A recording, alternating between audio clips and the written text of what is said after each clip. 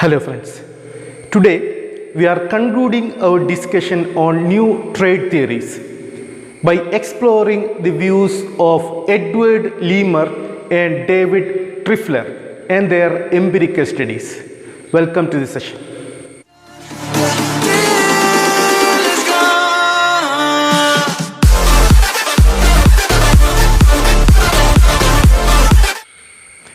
We will begin with the Leamer's argument, or what is known as the Leamer Theorem. One of the most comprehensive attempts to analyze the relationship between international trade and factor endowment was provided by Edward Leamer in 1984 in his work The Sources of International Comparative Advantage, published by the MIT Press.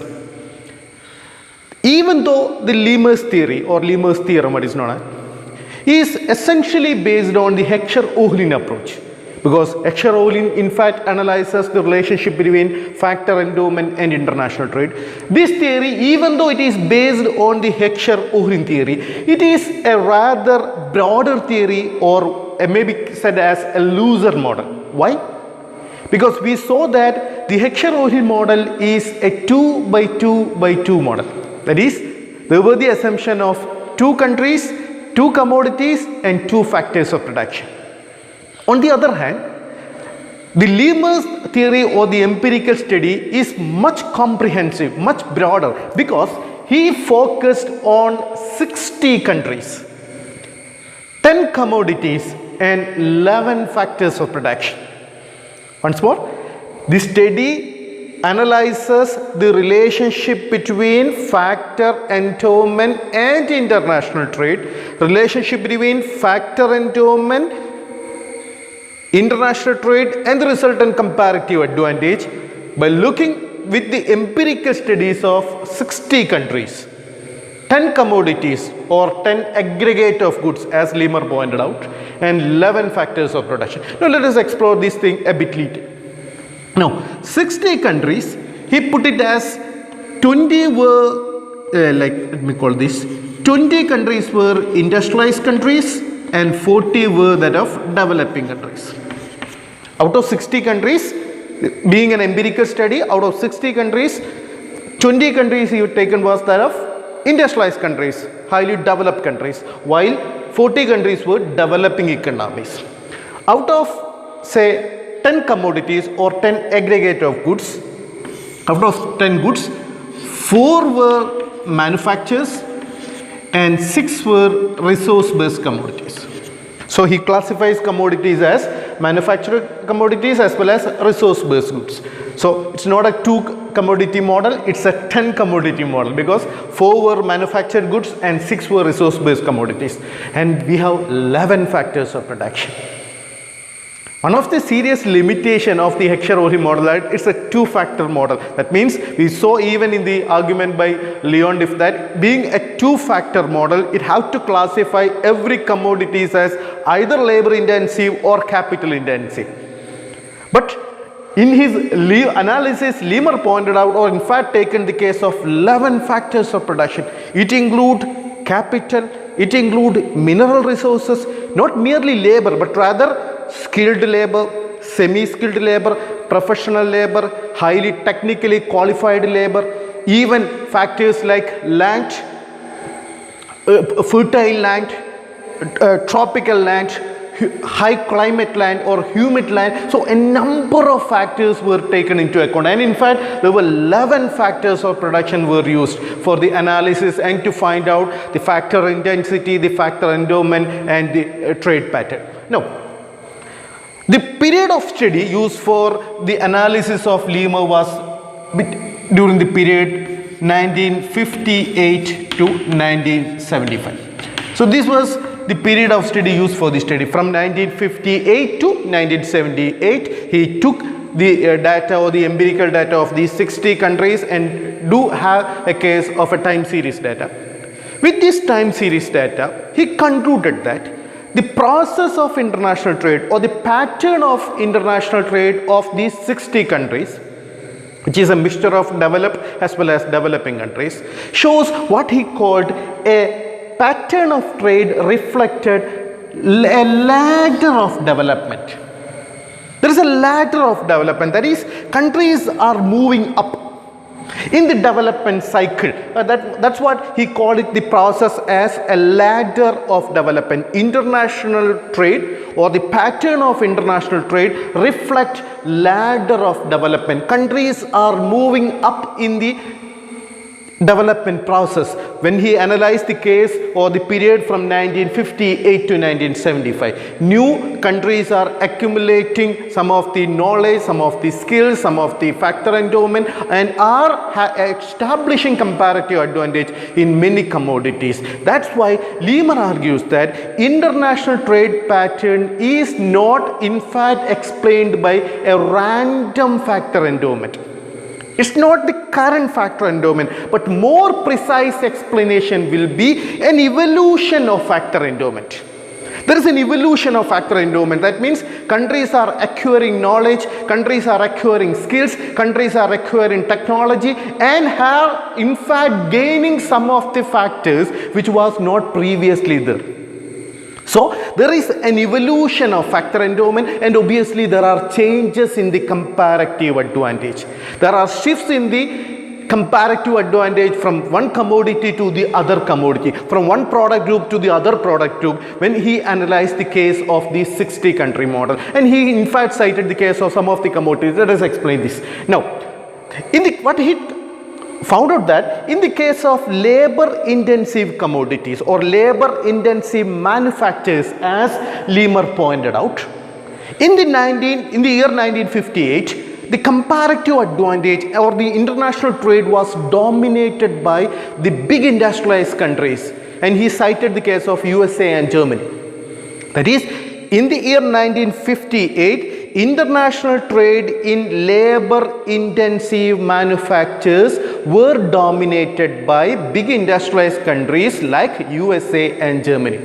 But when it reached the year 1975, their dominance has come down, and in fact in the year 1975, most of the international trade in labor intensive manufacturers are dominated by what Leamer called new industrialized countries like Italy, like Japan, like Korea, like Spain, as he pointed out. So these countries, which he called as a newly industrialized countries in 1975, began to dominate the trade in labor intensive manufacturers, and most influential factor, most dominant factor or most important factor that influenced the pattern of international trade was that of skilled labor. So skilled labor played a crucial role as a most important factor in the trade of labor intensive manufacturers during the period 1958 to 1975, and there has been a shift in the comparative advantage from the big industrialized countries to the newly industrialized countries or even developing countries during that period 1975. So new countries like Italy, for example, Spain, for example, Korea, Japan, for example, began to dominate when we reached the period 1958 in the case of labor intensive manufacturing, and the most important contributing factor that was that of the skilled labor. When we explore the case of capital intensive manufacturers, Leamer pointed out that still, even when we argue that still we are talking about the year 1975. In 1975, still it was dominated by the big industrial countries like USA. And even though he cited the case of Korea, Korea may be the only country that has come up, that has put that ladder of development as far as the capital intensive manufacturers are concerned. So from 1958 to 1975, in the case of capital intensive manufacturers, it was still dominated by the big industrialized countries, and the most important contributor factor was that of physical capital along with the human capital. So physical capital along with the human capital played a very crucial role in explaining the pattern of international trade in capital intensive manufacturers. And he also pointed out countries over the years are trying to accumulate accumulate more of a physical capital, as a substitute to that of human capital, or as a substitute to the skilled capital. And one of the reasons, maybe during 1970s, there was the dominance of emergence of what we call the multinational corporation and capital accumulation. And many times these capital accumulation that took place in the case of newly industrialized countries might have played a very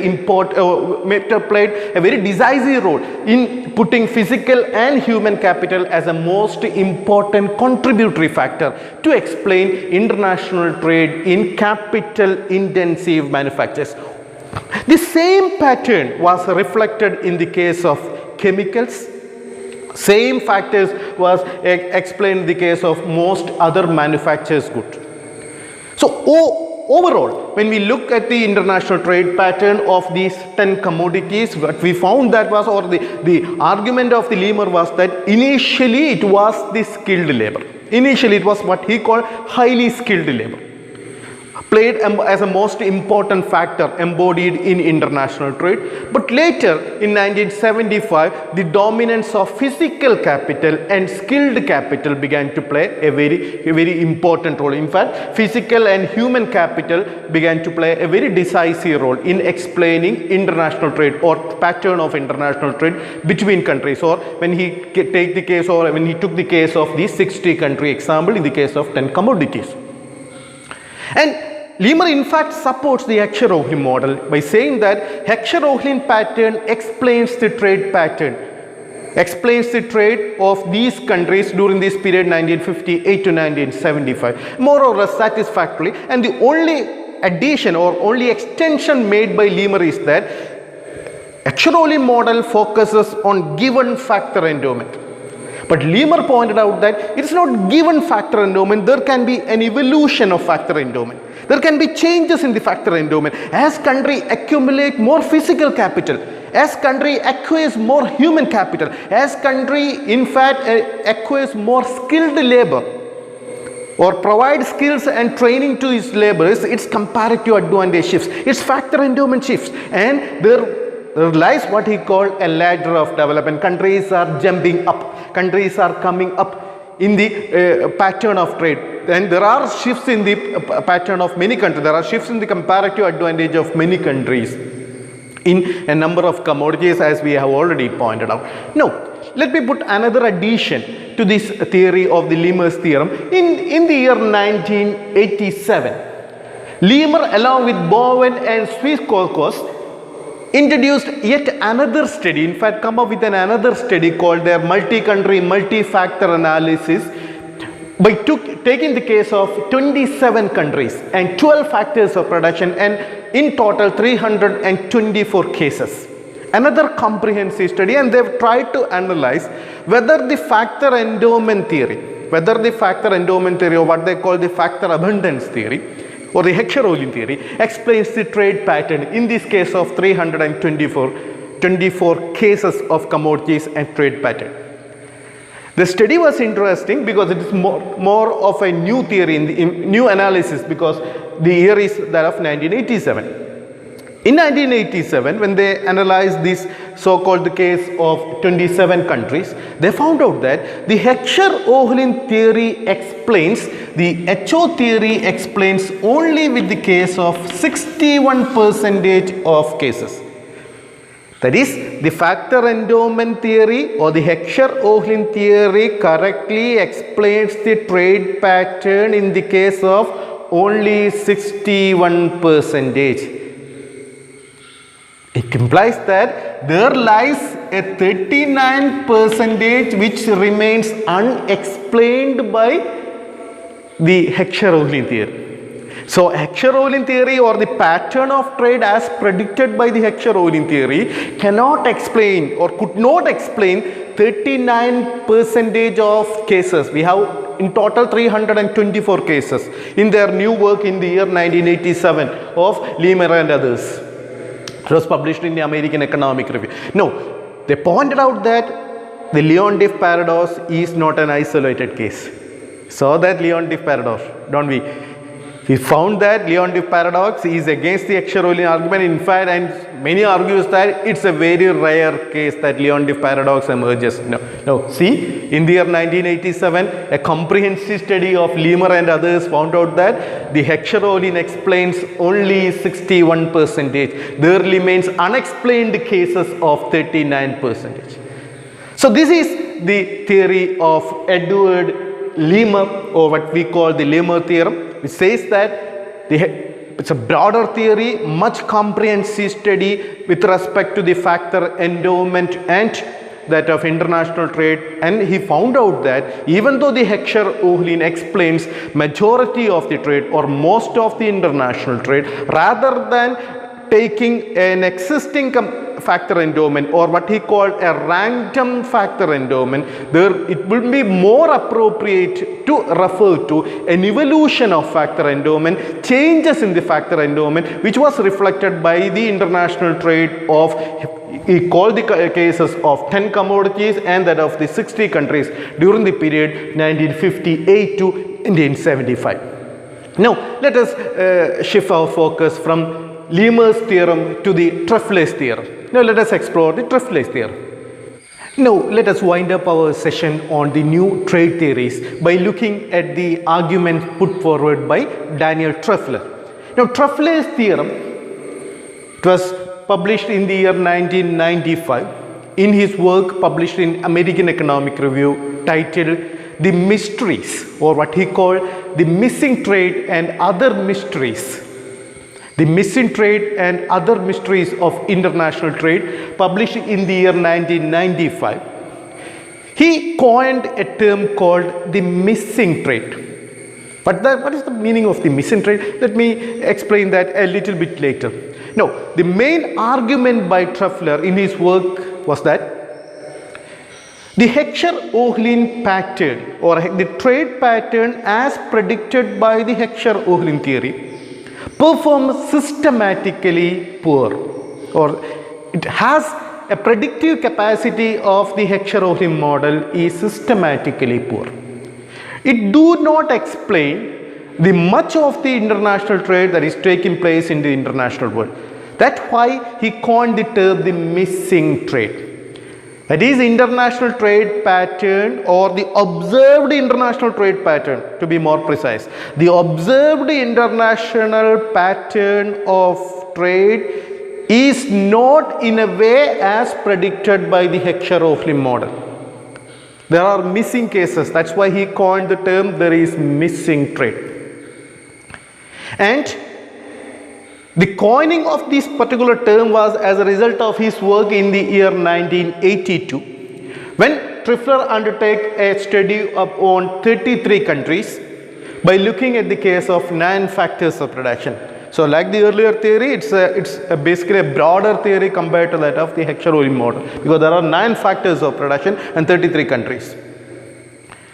And Trefler argues that when he examined the case of these countries using the data of 1982, he found that in many cases the trade pattern is not in line with or in tune with as predicted by the Heckscher-Ohlin model. That's why there is a missing trade. And he argues that, or in fact pointed out that the developing countries or the poor countries have abundance of many resources, but they export very little.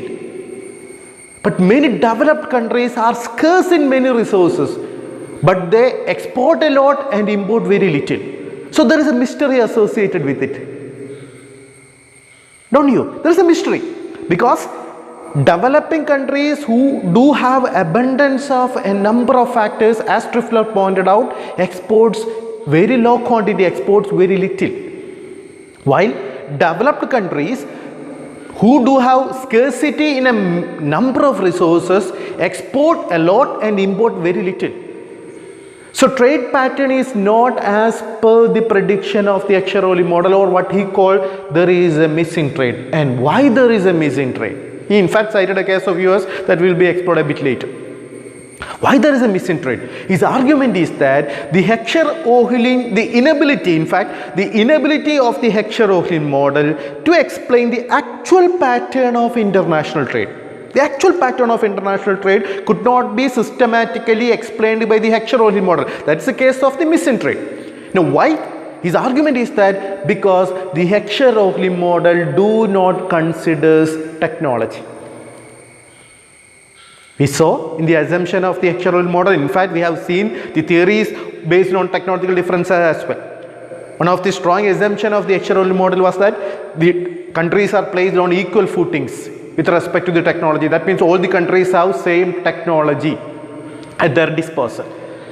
We also found that in our discussion on the trade based on technological differences, this is essentially a wrong assumption and there is a delay in the diffusion or transmission of technologies across countries. So same issue was coined by Trefler himself, in fact, when he argues that this missing trade can be explained by the differences in technologies. Countries have different technologies. That's why developed countries do able to export a lot compared to that of developing countries, even with their scarce economic resources, because they do have superior technology. They have, on a higher level of technology, they do possess a sophisticated technology when we compare with that of the developing countries. So technology plays a very crucial role. In fact, he cited the case of the US trade.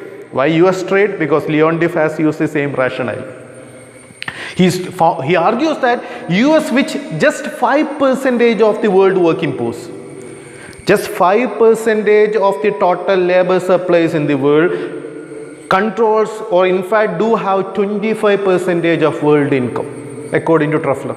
So Trefler pointed out that with just 5% of the labor force, how US can acquire 25% or have acquired the share of 25% of the world income.